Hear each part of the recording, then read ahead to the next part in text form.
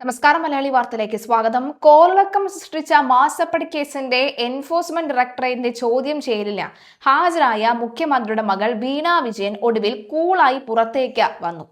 കനത്ത സുരക്ഷയിൽ മുഖത്ത് കറുത്ത മാസ്കും ധരിച്ച കറുത്ത കാറിൽ അതിവേഗമാണ് വീണ ഇ.ഡി ഓഫീസിൽ നിന്നും മടങ്ങിയത്. എന്നാൽ നേതാവിന്റെ മകൾക്ക് കാവലൊരുക്കാനും ഇ.ഡി റെയ്ഡിനെ പ്രതിരോധിക്കുവാനും ആവേശത്തോടുകൂടി ഓടിയെത്തി നിയമം കയ്യിലെടുത്ത പാർട്ടിയുടെ പാവമണികളുടെ ദുരിതം ഇപ്പോഴും തുടരുകയാണ്. അവർ ഇപ്പോഴും അഴിക്കുള്ളിൽ തന്നെ കിടക്കുകയുമാണ്. ചോദ്യം ചെയ്യൽ CMRL കമ്പനിയുമായി എക്സാലോജിക് ഉണ്ടാക്കിയ കരാറുകൾ ഉൾപ്പെടെയുള്ള രേഖകൾ വീണ ഇ.ഡിക്ക് കൈമാറിയെന്നാണ് സൂചന. എന്നാൽ വീണ നൽകിയ ഈ വിശദീകരണങ്ങൾ കേന്ദ്ര ഏജൻസികൾ മുഖവിലക്കെടുത്തിട്ടില്ല. കോർപ്പറേഷൻ മുൻ കൗൺസിലറും CPM നേതാവുമായിരുന്ന IP ബിനുവിനെ പോലെ കടുത്ത നിയമ നടപടികളിലേക്ക് ഇ.ഡി കടക്കുമോ അതോ വീണയും അകത്താകുമോ എന്നാണ് രാഷ്ട്രീയ കേരളം ഇപ്പോൾ ഉറ്റുനോക്കുന്നത്. കേസിലെ ഏറ്റവും നിർണായകമായ വഴിത്തിരിവായി മറ്റൊരു കേന്ദ്ര ഏജൻസിയായ SFIO അതായത് serious for the investigation office ഈ കേസുമായി ബന്ധപ്പെട്ട രേഖകൾ ശേഖരിച്ച 134 സുപ്രധാന രേഖകൾ ഇ.ഡിക്ക് കൈമാറിയേക്കും.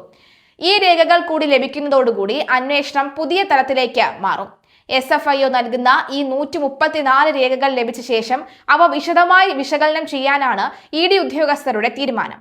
ഇതോടെ കേസിൽ ഇതുവരെ വന്ന വീണ വിജയനും മറ്റ് അധികൃതരും നൽകിയ മൊഴികളിലെയും ഹാജരായ രേഖകളിലെയും വൈരുദ്ധ്യങ്ങൾ പൂർണ്ണമായും പുറത്തുവരുമെന്നാണ് കേന്ദ്ര ഏജൻസികൾ കണക്കുകൂട്ടുന്നത്. ബാങ്ക് ഇടപാടുകൾ, സേവന കരാറുകൾ, ഡിജിറ്റൽ തെളിവുകൾ എന്നിവയടങ്ങുന്നതാണ് SFIOയുടെ പക്കലുള്ള രേഖകൾ. വീണ വിജയൻ ഇ.ഡിക്ക് നൽകിയ വിശദീകരണങ്ങളും ലഭ്യമാകുന്ന പുതിയ രേഖകളും തമ്മിൽ പൊരുത്തക്കേടുകൾ കണ്ടെത്തിയാൽ ചോദ്യം ചെയ്യൽ പൂർണ്ണമാക്കി അറസ്റ്റ് ഉൾപ്പെടെയുള്ള കടുത്ത നടപടികളിലേക്ക് ഇ.ഡി കടക്കുമെന്നാണ് സൂചന. നേതാക്കൾക്ക് AC മുറിയും ഇ.ഡിയെ തല്ലിയ അണികൾക്ക് ജാമ്യവുമില്ല. മാസപ്പടി അന്വേഷണത്തിന്റെ ഭാഗമായി തിരുവനന്തപുരത്തെ പരിശോധനയ്ക്കെത്തിയ ഇ.ഡി ഉദ്യോഗസ്ഥരെ ആക്രമിച്ച കേസിൽ അറസ്റ്റിലായ 3 പ്രതികളുടെ ജാമ്യാപേക്ഷയിൽ കോടതി ഇന്ന് ഉത്തരവ് പറയും. കേസിലെ 6ാം പ്രതി കിരൺ, ഷഫീഖ്, 17ാം പ്രതി വൈശാഖ് എന്നിവരുടെ ജാമ്യ ഹർജികളാണ് തിരുവനന്തപുരം ജുഡീഷ്യൽ 1ാം ക്ലാസ് മജിസ്ട്രേറ്റ് കോടതി ഇന്ന് പരിഗണിക്കുന്നത്. കഴിഞ്ഞ ദിവസങ്ങളിൽ ഈ കേസിലെ 1 മുതൽ 25 വരെയുള്ള പ്രതികളെ പോലീസ് കസ്റ്റഡിയിൽ വിട്ടിരുന്നു. ഇ.ഡി ഉദ്യോഗസ്ഥർക്ക് നേരെ അതിക്രമം നടന്ന സംഭവത്തിൽ സംഭവസ്ഥലത്ത് പ്രതികളെ നേരിട്ടെത്തിച്ച് പോലീസ് തെളിവെടുപ്പ് പൂർത്തിയാക്കിയിട്ടുണ്ട്. ആക്രമണത്തിന് പിന്നിൽ കൃത്യമായ രാഷ്ട്രീയ ഗൂഢാലോചനയുണ്ടോ എന്ന കാര്യവും പോലീസ് അന്വേഷിച്ചു വരികയാണ്.